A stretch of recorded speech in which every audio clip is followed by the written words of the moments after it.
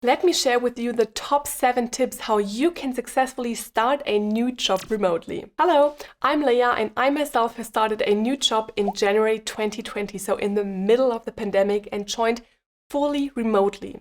So these tips are my best practices and learnings from me firsthand to you. When starting a new job remotely, make sure to have all the equipment and technology that is required to perform your work. Assuming this is some sort of desktop work, for example as a designer, an engineer or an administrator, most likely you will get a laptop from your employer. In addition, some might also hand out a headset and a camera, or even a separate external monitor that you can take home. So whatever you get from your employer, just make sure you have all the hardware as well as the software and licenses that you require to work with specific programs or databases. Maybe you know already which type of licenses you need, so you can ask or check if they are already available once you log in your laptop. If you do not get a headset, a speaker or an external monitor from your employer, you can always buy it yourself. Now, no, that's not ideal, but oftentimes this type of work-related equipment is tax deductible. So make sure to check your local regulations. Also, make sure to have a proper internet connection at home that is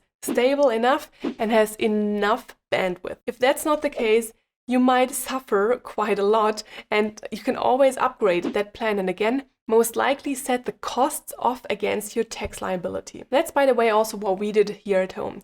Just right after the start of the pandemic and the start of kind of fully working from home, we upgraded our internet plan and now have a much more stable connection. To make your remote job start a success, you should clarify expectations and the overall way of working. So when you start a new job in an unknown company with new people and maybe unfamiliar activities and all that remotely, it's crucial that you clarify and manage expectations from the very beginning, as well as get a feeling for the way of working, since you just cannot experience it yourself on site. So you should discuss with your manager the overall company, departmental, team, and finally your personal goals. You should find out what's expected from you and your work in such a remote setting, how you should contribute to the team, and which deliverables in which form are the standard and expected by your manager. Make sure to have a clear picture about your role and responsibilities within the team, such that you are able to work towards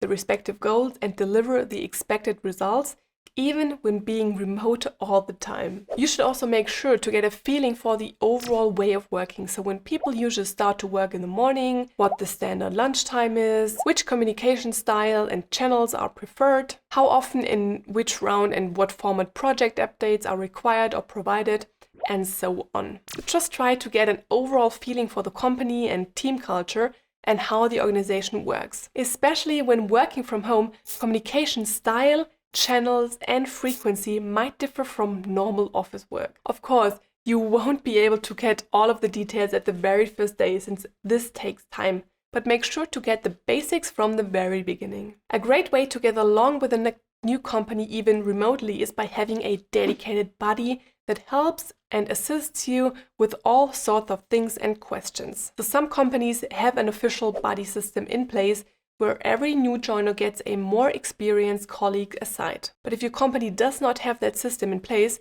try to find a buddy yourself. When I joined my new employer, I did not have an official buddy, but made friends with a super nice colleague of mine. We immediately clicked and she offered me to help out with any question that I might come across or with things that I would not want to discuss with my manager. So if your company does not have a buddy system, just watch out for friendly colleagues with whom you are on the same page. They might become your informal buddy over time, or you might even want to reach out and directly ask them if they can support with your virtual and remote onboarding. To arrive in a new company, it's crucial to build a solid network, so to get to know people and the different departments, such that you know who is who and who to approach for which topic. When being remote, however, it's so much harder to build a proper network because it's just not feasible to walk across the office and randomly talk to people or schedule coffee or lunch dates. But don't worry, there is a solution. First,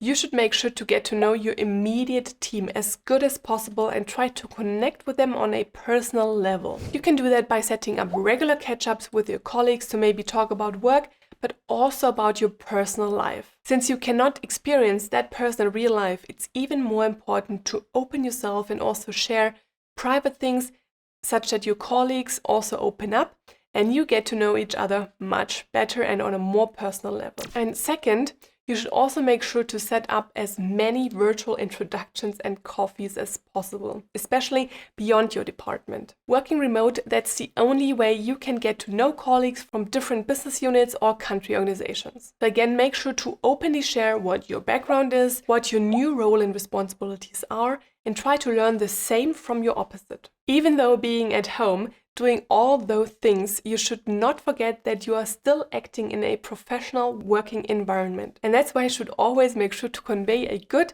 and professional impression as well. You can do that by having a proper desk setup, namely such that your camera points towards a neutral background without any backlight. Make sure that your opposite can see you very well and that no controversial or messy things are happening behind you. Ideally, you just have a light painted wall in the background, a bookshelf, or anything like that. Of course, you can always blur your background or choose any other virtual one, but be aware that some virtual meeting softwares do not have that ability. Since there's no second chance for a first impression, also make sure to have a professional outer appearance by having a fresh look and being properly dressed. Especially when you are new and have to convince your colleagues in a virtual remote setup, you can underline your competence with your appearance. To be on the safe side, I would always recommend rather wearing a shirt or a blouse instead of your favorite chill hoodie. To make your remote job start a success, also make sure to proactively communicate within your team and towards your manager. The challenge with being remote is that you cannot see each other or briefly exchange just across desks. On the contrary, everyone is at home,